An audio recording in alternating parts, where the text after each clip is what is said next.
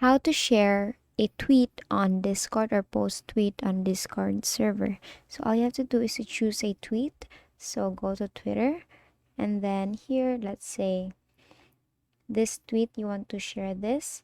So all you have to do is you will see 5 different options there. You will see a comment section, a retweet, a heart.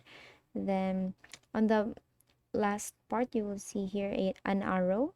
So tap on share via, and then all you have to do is to scroll here and tap on more.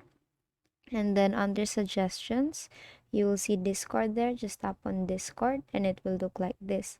So all you have to do is you have to choose which server that you want to post it. So let's say this server, and then share it to, it depends where you want to put it under. So let's say you just want to share it under general, and then tap on post. So let's see here, go to your Discord.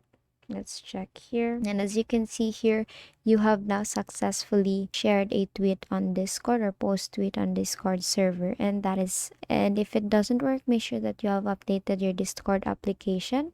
And that is all for today. If this video helped you, please give us some thumbs up and subscribe to our YouTube channel for more tutorials. Thank you for watching.